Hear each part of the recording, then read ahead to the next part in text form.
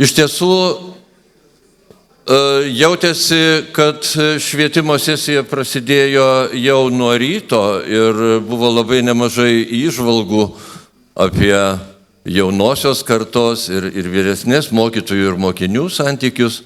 Tai jaučiu lyg tai tęsdamas tą pačią temą. Na, iš tikrųjų, tai šitos sesijos tema, švietimas kaip trauma, atsirado mokytojų santaros diskusijose ir mėginsiu paaiškinti, kodėl. Todėl, kad nemažai mokytojų taip jaučiasi. Reformų lavina, kurias sunku suvokti, o kartais dar sunkiau įgyvendinti, naujas ugdymo turinys, nerealios apimtys, nepakanka priemonių, egzaminų ir išorinių patikrinimų gausa, egzaminai dubliuojasi su ugdymo procesu. Mes savo gimnazijoje nuo birželio 1 iki 15 turėjome 16 egzaminų ir tuo pačiu metu dar ugdymo procesą. Egzaminai vertina ne tai, ką deklaruoja švietimo tikslai, taip ir neaišku, kaip mes ugdome kompetencijas, kuriomis grįstas naujas ugdymo turinys, nepagrįstos tėvų pretenzijos, laikančių švietimą paslaugą.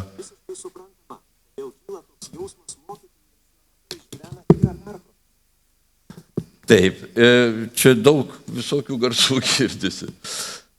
Neigiamas medijų žiniasklaidos požiūris, tendencingai užaštrinamos problemos ir nepastebimi privalumai, mokytojų trūkumas, dideli krūviai, suformuoja trauminę savijautą. Na, bet kartais pastebim, kad dalis mokyklų visai neblogai jaučiasi ir šitoj situacijoje ir įveikia tą trauminį kontekstą. Tai pamėginsime šitoj sesijoje ir paieškoti atsakymų, o kaipgi švietimas gali išgyventi šitoj situacijoje, kuri netrodo taip jau labai optimistiškai, ir pristatyti traumos tyrimus kviesime tos srities lyderius, universiteto psichologus, Evalda Kazlauską ir Paulina Želvienė. Prašom.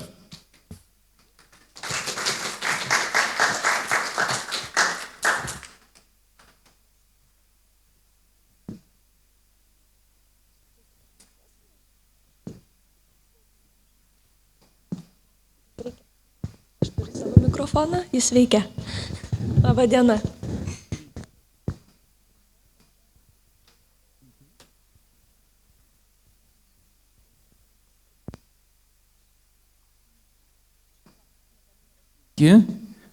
Girdis. Tai labai malonu čia būti, labai dėkui organizatoriam, kad pakvietė mus tą galimybę pasidalinti savo žiniom. Ir sesija yra apie švietimą, bet svarbu žodis trauma yra šitoj sesijoje. Ir mes su Paulina esame iš psichotraumatologijos centro, gilinamės į traumas, darome įvairius tyrimus ir pakalbėsim apie tai, kaip mes matome iš psichologų perspektyvos, kas yra psichologinė trauma, bet taip pat norisi kalbėti ne tik apie traumą, bet ir apie atsparumą ir traumų įveiką šitoj sesijoje ir diskusijoje. Tai šiek tiek, kas mes esame ir iš kur su Paulina, tai mes maždaug prieš 9 metus kartu su Paulina ir dar viena kolegė Vilniaus universitete, filosofijos fakultete, psichologijos institute vyko reorganizacija ir nutarėm, kad norim įsteigti centrą. Ir norime daryti tyrimus mokslinius ir kaupti mokslinės žinias, kurios galėtų informuoti visuomenę, kaip galima būtų susidoroti su tom traumom, kaip mes galėtume teikti pagalbą. Tai tikrai tokia nemažą turime grupę Vilniaus universitete, čia matote mūsų nuotrauką. Ir su Paulina kartu dirbam 15 metų ir bandysim šitą pranešimą apie psichologinę traumą taip daryti dinamiškai, pasikeisdami mikrofonais, nes turime nemažai skaidrių.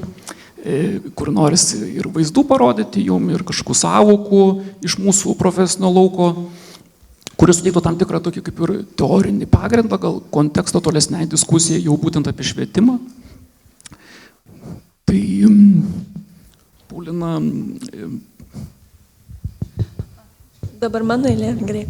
Pasidalinsim šitą pristatymą. Tai jautėm besiruošdami šitai sesijai, kad iš tiesų, ir šių dienų kontekste tą žodį trauma girdime įvairiuose kontekstuose.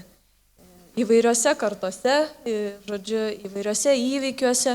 Ir jaučiam daugelį kontekstų, kad iš tiesų reikia mums įsivardinti, ką mes vadiname traumą, ko mes nevadiname traumą. Dėl tokio bendro sveikumo ir sveiko žinojimo. Nes mano manimu, kad šių dienų kontekstas, aišku, tai yra gana pripildytas įvairių trauminių patirčių, bet kartu viskas irgi nėra trauma. Ir kartais tas, žinot, hiperbolizavimas ir visko traumos, žodžiu, vadinimas galbūt irgi nėra visai sveikas dalykas. Tai mes ruošiam šitą pristatymą, tiesiog norime jums papasakoti, kas yra ta psichotraumatologija, ką mes vadiname trauminėmis patirtimis, kaip žmonės reaguoja į tas patirtis. Ir kadangi mokyklos kontekstas, jis apima daugybę perspektyvų, mokinių, tėvų, mokytojų, administracijos, švietimo darbuotojų, tai įdėjome keletą tokių galbūt reikšmingesnių naujų savokų, kur galbūt kiekviena perspektyva atrastų savyje kažkokių tai minčių, idėjų, kur galbūt įsivardinimui ir padėtų. Taigi, psichotraumatologija pirmiausia mes suprantam kaip multidisciplininę mokslo ir praktikos kryptį. Mes patys esam klinikiniai psichologai, bet psichotraumatologija domisi tiek istorikai, tiek epigenetikai, tiek gydytojai, tiek švietimo specialistai ir taip toliau. Bet esmė, kad yra analizuojamas traumų paplitimas ir poveikis su trauma susijusių sunkumų, rizikos ir apsauginiai veiksniai, pagalbos būdai traumas patyrusiems asmenims ir šių pagalbos būdų veiksmingumas. Ir kas po šiai dienai žinoma, apskritai psichotraumatologijos istorija labai plati, jinai vystėsi siejant kartu su pasauliniais karais, pirmieji tyrimai eina apie karo trauminės patirtis, bet po to mes jau turime ir kitas istorijas įvairių šalių, įvairius kontekstus.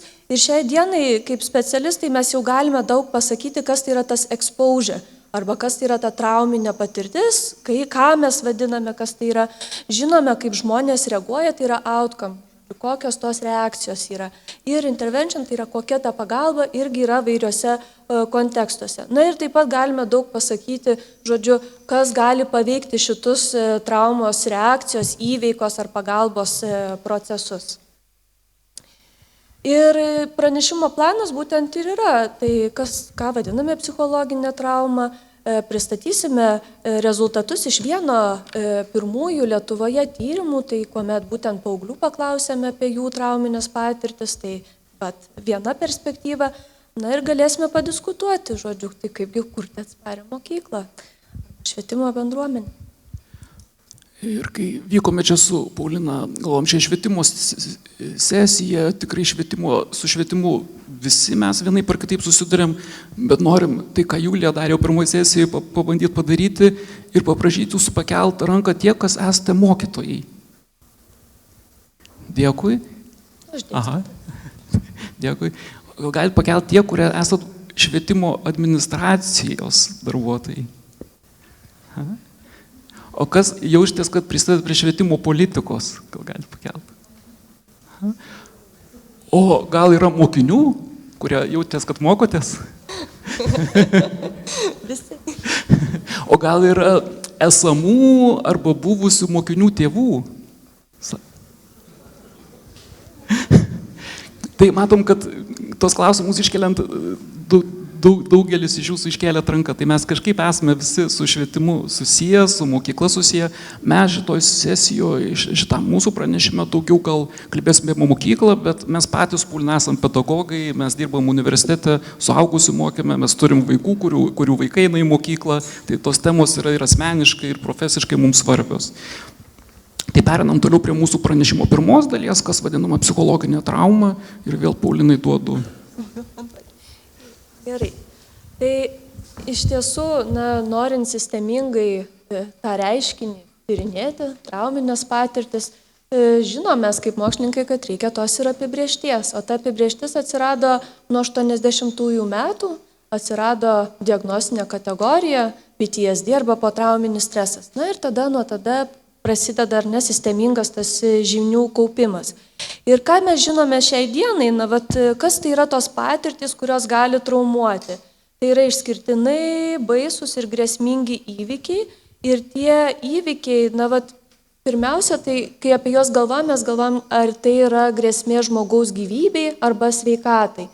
Ir jie dažniausiai būna netikėti, staigus, juose būna labai daug tokios su stresu susijusios informacijos, psichologinės informacijos, ir kurią iš tiesų, kodėl mums visiems reikia laiko atsigauti, po tokių patirčių. Dėl to, kad reikia laiko, įsiprasminti, įsiveiklinti, žodžiu, perimti tą patirtį, kuri vis dėlto įvyko ir ką jinai davė mums, mūsų gyvenimams ir panašiai. Tai kiti svarbus dalykai, kad tokie įvykiai gali būti patirti asmeniškai. Čia viena būna tokia klaidinga prielaida, kad jeigu aš tik tai girdėjau apie tą įvykį arba asmeniškai jo nepatyriau, tai aš negaliu turėti su tuo susijusių reakcijų. O vis dėlto mes žinom, kad taip nėra. Galima apie tą įvykį matyti, galima sužinoti, kad kažkam apie tai įvyko. Jeigu kalbam apie bendruomenę, įvyksta bendruomenės nariui kažkas ar ne, ir mes irgi taip pat galime būti paveikti kaip tos bendruomenės nariai. Ir yra žinoma tas nuolatinis susidūrimas su trauminio įvykio detalėmis, yra tam tikros profesijos, kurios nuolat susiduria su potencialiai trauminėmis patirtėmis. Ir tokie įvykiai, kaip jau sakiau, yra netikėti, nekontroliuojami ir juose visada yra nesaugumas, kažkokia tai labai stipri grėsmė. Kas dar svarbu, tai atsižvelgiam į tai, ar tas įvykis yra sukeltas žmogaus. Tyrimai rodo, kad žmonių sukelti įvykiai, potencialiai trauminiai, paprastai savyje turi daugiau psichologinės žalos ir naštos. Yra gamtinės nelaimės, čia jau yra naujos diskusijos, ar globalus atšilimas yra žmogaus sukeltas ar ne. Technikos įvairios nelaimės, netikėtos netiktis, tai yra tam tikri skirstimai tų įvykių.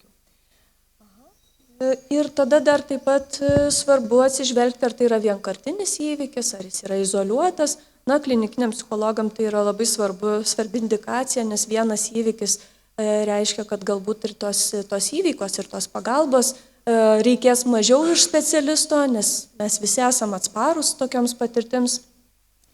Yra pasikartojantis įvykiai, ilgalaikiai įvykiai, kurie, savaime suprantama, turi daugiau ir psichologinių neigiamų pasiekmių.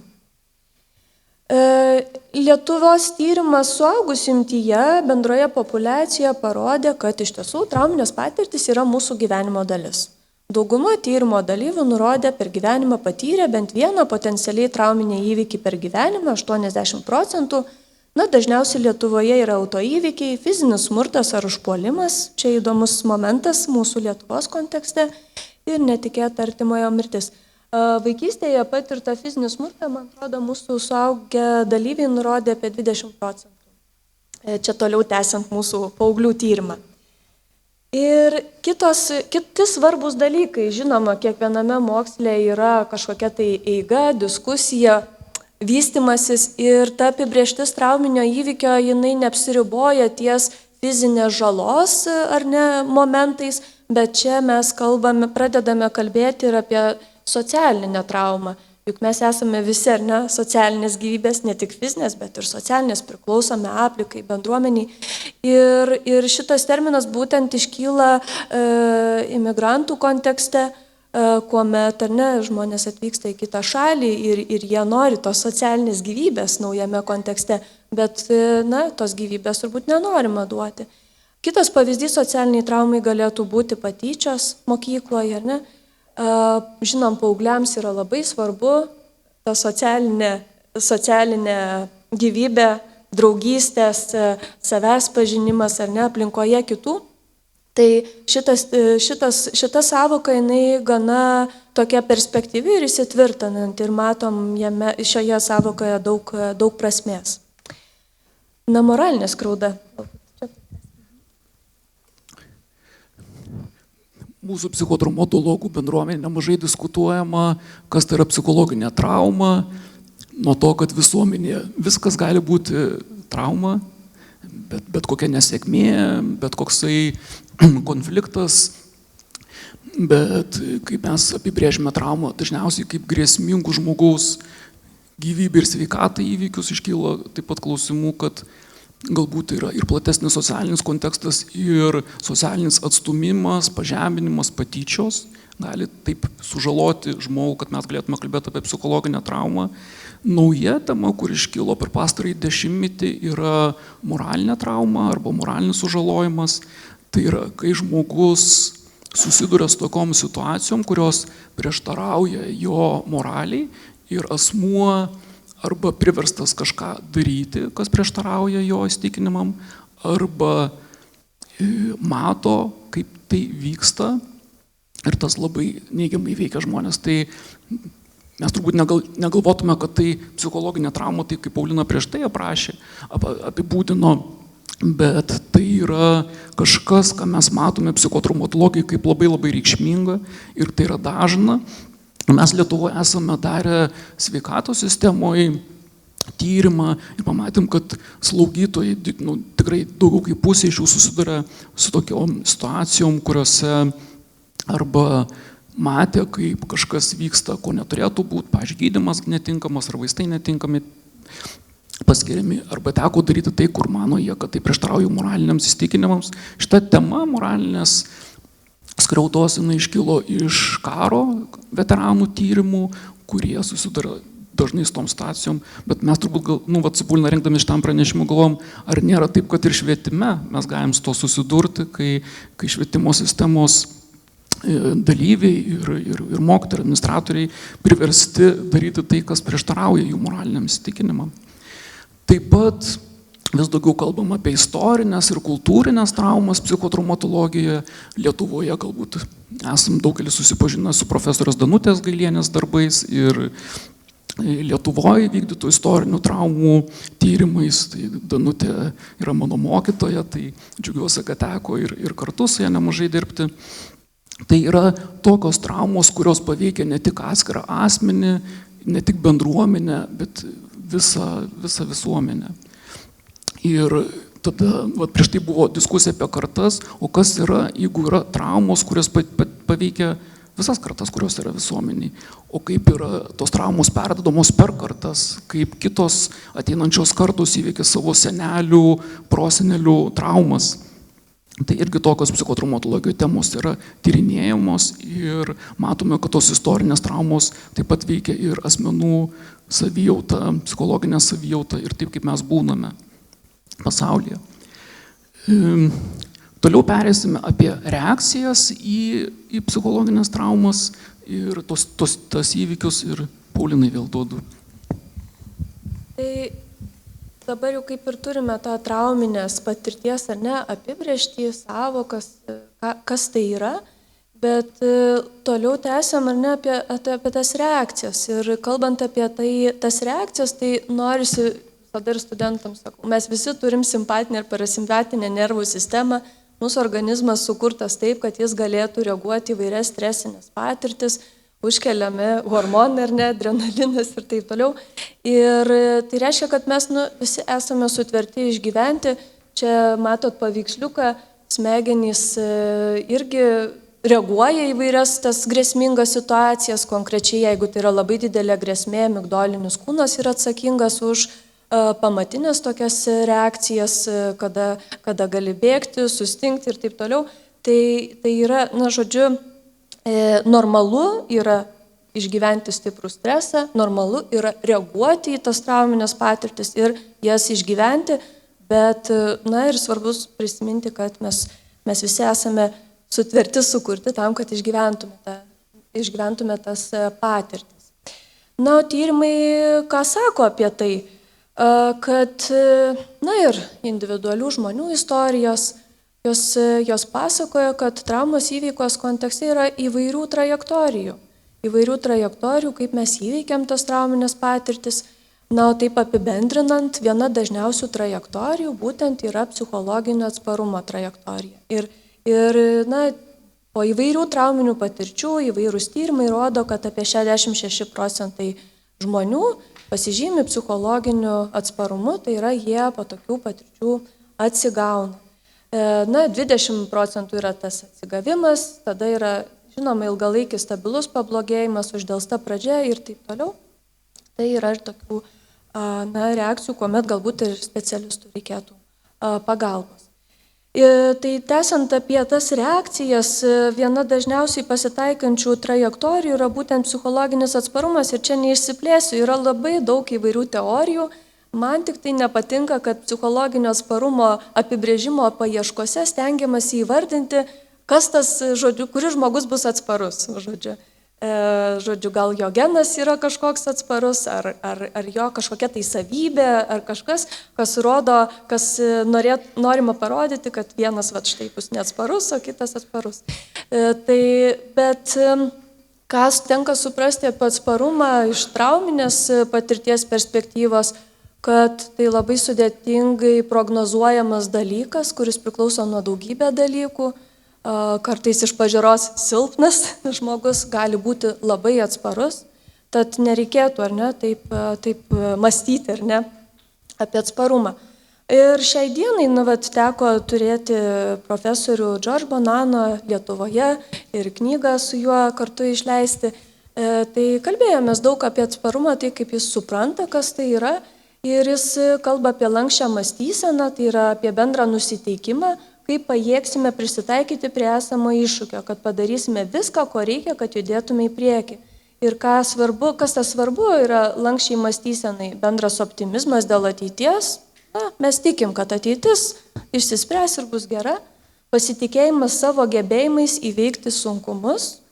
Aš tikiu savo gebėjimais. Ir pasirengimas grėsmę laikyti iššūkiu. Čia labai svarbus momentas. Ir, jis ten toliau plėtoja savo teoriją, bet gal čia ties būtent šitą lankščią mąstyseną ir apsistosiu, galbūt kiekvienas iš jūsų galėsite pagalvoti, ar ne, apie šitus svarbius atsparumui momentus.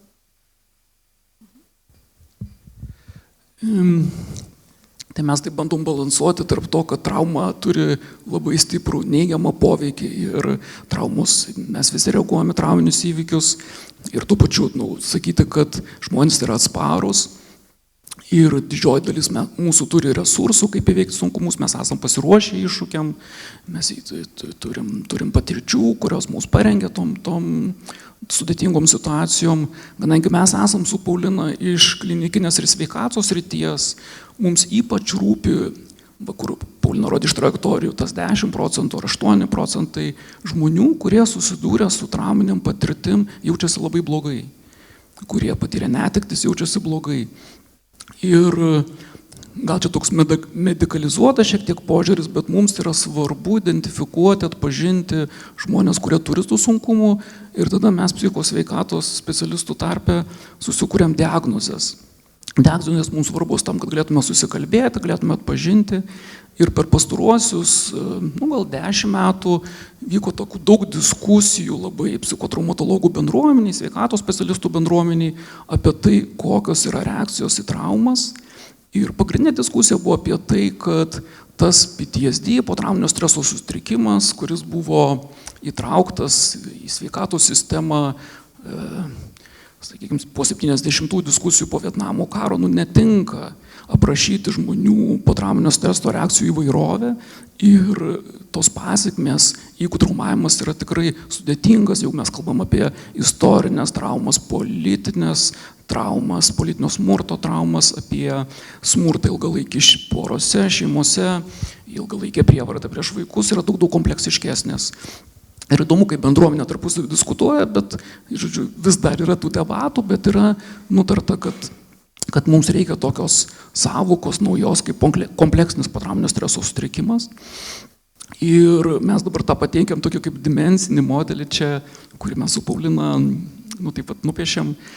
Idėja tokia, kad priklausomai nuo to, kokias neigiamas patirtis patiria žmogus, tie psichologiniai sunkumai bus kitokie. Tai jeigu patiria asmuo stresorius, sunkumus darbe, sunkumus santykiuose, finansinius sunkumus arba kažkokius sveikatos bėdų yra artimų arba paties žmogaus, tai mes turbūt galėtume kalbėti apie adaptacijos sunkumus, jeigu patirta yra netektis ir tas gedėjimas stipriai viršė kultūro įprastas ribas, pavyzdžiui, tęsiasi dešimtmečius, tai mes galėtume kalbėti apie užsitęsusio gedulo sutrikimą, jeigu yra trauma patirta, gali būti potrauminio streso sutrikimas ir jeigu tai yra labai ilgalaikės traumos sudėtingos, traumos, tai galėtume kalbėti apie kompleksinę potrauminio streso sutrikimą ir mes norim truputį parodyti, kaip atrodo tas potrauminio streso požymiai, taip dar labiau apibrėžiant, kas tai yra psichologinė trauma, tai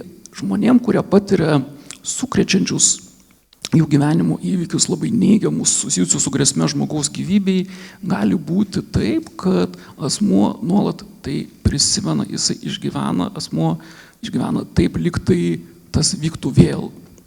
Ir tai yra labai skausminga ir nemažai žmonių vengia tų skausmingų patirčių, tų vietų, kur tas atsitiko, vengia apie tai kalbėti, vengia apie tai prisiminti. Ir gali būti toks nuolatinis grėsmės jausmas, kad tai įvyks vėl. Ir jeigu tos patirtos sukrečiančios patirtis pasireiškia šitais požymiais ir tie požymiai pradeda trukdyti tiek, kad, tarkim, yra vengimas tiek stiprus, kad nebegali žmogus eiti darbą, nebegali funkcionuoti, tai tada mes galim kalbėti apie potrauminio streso sutrikimą, tai tikrai yra ne visiems žmonėms, bet kaip kuriems žmonėms būna ir mes turim tą suprasti, pripažinti, atpažinti, nes tik taip mes galim suteikti pagalbą. Ir mes esam darę Lietuvoje tyrimų, turime instrumentų, kurie leidžia mums arba pasikalbėti, arba tiesiog apklausti didelę žmonių visuomenės dalį ir paklausti gerai, o tai su kokiais įvykiais susidūrėt, o kaip jūs tai veikia, kiek jūs apie tai vis dar galvojat, kiek jums tai trukdo. Ir Lietuvoje atliktas tyrimas, tai didelis bendros populiacijos parodė, kad iki 8% turi potrauminio streso ir kompleksinio potrauminio streso rizika ir kompleksinė trauma mūsų kultūroje yra dažnesnė negu potrauminio streso sutrikimas. Tai dabar nuo to psichologinio atsparumo kalbėjom apie sutrikimus, ar ne, su stresu susijusius sutrikimus, bet kita svarbi labai sąvoka yra, kurią dažnai, nežinau, iš gyvenimo žmonės atsineša ir apie ją kalba. Tai yra apie potrauminį augimą, kuris irgi yra labai svarbus šitame traumos įveikos procese. Potrauminis augimas visų pirma nereiškia tai, kad mes neišgyvename skausmo, neišgyvename ar ne kažkokių tai nemalonių patirčių, bet potrauminis augimas kalba apie naujus atradimus potrauminės patirties. Ir tie atradimai, galbūt čia skaidrėje taip paviršutiniškai įvardinta, bet žmonės iš tiesų kalba apie tokius atradimus, kad padidėja gyvenimo vertinimas, pasikeitė kažkokie prioritetai, galbūt santykiai kažkokie patampa svarbesni, o kiti galbūt ne, prasmingesni, ar ne, padidėjusi stiprybė, naujų galimybių gyvenime atsiradimas. Tai potrauminis augimas yra apie tai, kad čia Tedeschi ir Calhoun sako, kad iš tokios prarasties ateina tam tikra ir atrastis. Ir psichotraumatologijoje turime teorijas, kurios kelia tam tikras prielaidas, o kasgi vyksta su žmonėmis po trauminių patirčių, ką jie mąsto, ką jie galvoja. Ir čia yra Janov Bulman teorija, viena pagrindinių. Ji kalba apie 3 prielaidas. 3 prielaidos, kurios mums visiems reikalingos tam, kad ar ne galėtume, ar ne, kaip čia klinikiniai psichologai pasakytų, funkcionuoti kasdienybėje. Tai tos 3 prielaidos yra, kad pasaulis yra geranoriškas, kuomet mes žinome, kad kiti mūsų atžvilgių yra gerai nusiteikę, pozityviai, ar ne?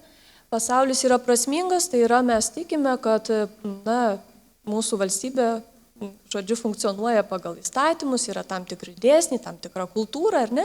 Tai yra tam tikra sistema, ar ne, kad mums rodo, kad pasaulis yra prasmingas.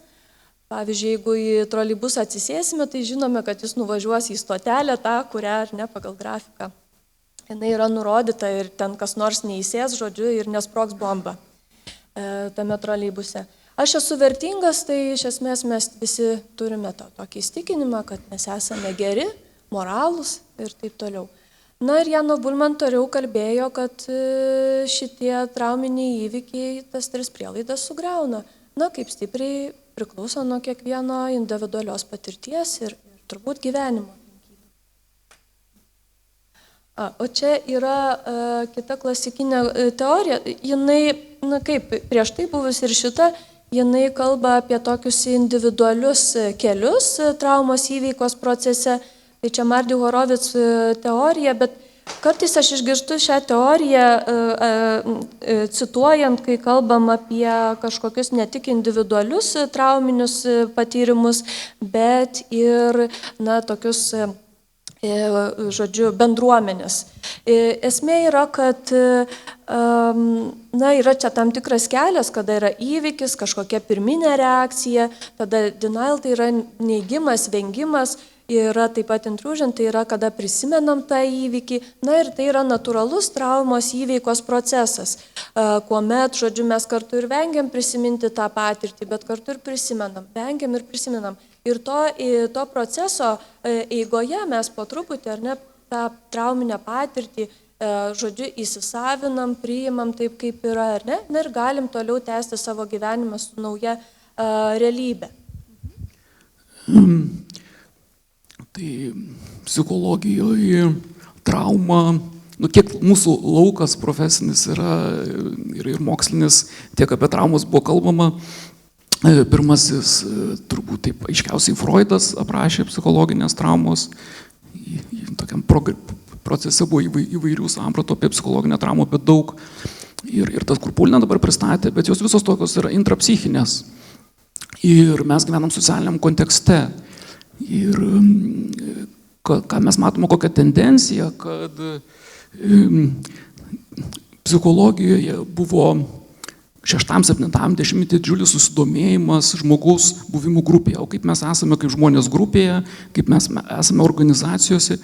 Ir tas kažkoks įvyko atskirimas, atsirado socialinė psichologija, kuri visiškai nesidomi individų, ir atsirado liko ta klasikinė psichologija, kuri nesidomi, kai žmogus yra grupėje. Tai atsiranda tokia kaip noras integruoti, kalbėti apie tai, kad mūsų reakcijos traumos priklauso ne tik nuo to, kiek mes turime resursų, patirčių, bet ir tai, kaip aplinkiniai mus priima, apie tai, kaip aplinkiniai reaguoja, apie tai, kiek yra visuomenė pripažįstami tie, kurie nukenčia nuo traumų, apie tai, kokios yra visuomeniai vertybės, kokios yra toje kultūroje istorinės traumos. Tai viena iš tokių teorijų yra tarpasmeninė Merker ir Horn teorija. Mes gal tiesiog norėjom parodyti, kad psichologai tai daug taip reflektuoja apie visuomenės ir kultūros poveikį asmens psichologiniai traumai. Ir vienam iš tyrimų mes darėme, kuriame nustatėm, kad taip kaip aplinkiniai reaguoja, yra labai svarbu, ypač šeima ir artimieji ir draugai, kiek ta potrauminė reakcija, žmogaus atsakas traumą bus kompleksiškas. Taip. Na ir kita mūsų pristatymo dalis yra apie vaikų ir paauglių trauminės patirtis. Tai 19 metais po savo disertacijos gynimo galvoju toliau tęsti ar netyrimus psichotraumatologijoje ir teko pastebėti, kad apskritai mūsų Baltijos šalių regione nėra tyrimų, jų galėjau suskaičiuoti tik 5, kurie tiesiogiai ir klaustų vaikų, paauglių, o kokios yra jų trauminės patirtys, kaip jie jaučiasi, kokia yra jų psichikos sveikata. Tai tuo metu tyrimų buvo, kaip jūs sakiau, 5. Ir kai kurie iš jų nebuvo tiesiogiai fokusuoti būtent į šitą temą. Apskritai, kalbant apie trauminius įvykius patyrusių vaikų sunkumus mokykloje, ką galima stebėti, tai yra, žinoma, įvairūs dėmesio sunkumai, kada sunku susikaupti. Matėt potrauminio streso simptomus. Tikrai, jeigu nuolatinis grėsmės jausmas arba prisiminimai to įvykio, tikrai gali sukelti įvairių sunkumų sukaupti dėmesį. Sunkumai kuriant ir palaikant santykius, taip, Jano Bulman prielaidos, ar ne, jos irgi paveiktos. Emocijų ir elgesio reguliavimo sunkumai, kalbos sunkumai, atminties sunkumai ir savivertės sunkumai taip pat. Ir atliktas tyrimas, pradėtas 19 metais, jis išaugo į 4 bangas, teko pasiekti tos pačius paauglius 4 kartus, tai iš tiesų ne mano vienos tai nuopelnas, o didelės komandos ir studentų darbas buvo. Ką teko sužinoti? Kad tai buvo 12-16 metų paaugliai iš pirmos bangos ir kad 72% iš bendros populiacijos paauglių nurodė patyrę bent vieną potencialiai trauminį įvykį per gyvenimą, pagal tą apibrėžimą, kurį jums pasakojau. Dažniausiai rimtas nelaimingas atsitikimas, fizinio smurto matymas, čia labai svarbus momentas, nes Lietuvoje visai tik neseniai priėmėm įstatymą draudžiantį smurtą prieš vaikus. Gąsdinanti medicinė procedūra ir smurto patyrimas už šeimos ribų ir šeimoje. Galite matyti procentus.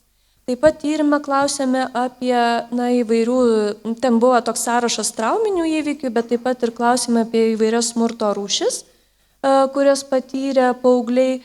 7 iš 10 paauglių vėlgi pranešė apie bent vienos smurto rūšies patyrimą. Klausėme apie psichologinį, fizinį, seksualinį smurtą ir nepriežiūrą. Tai iš tiesų neraminantys skaičiai. Dar kitas svarbus momentas, gal galėtume grįžti, kad 32% paauglių nurodė patyrę seksualinę prievartą internetu, kas irgi labai yra šiuo metu svarbi tema, tiek praktiniu, tiek tokiu empiriniu tyrinėjimo požiūriu. Ką dar teko suprasti, kad iš bendros populiacijos paauglių 7% paauglių nurodė patyrę visas smurto rūšis.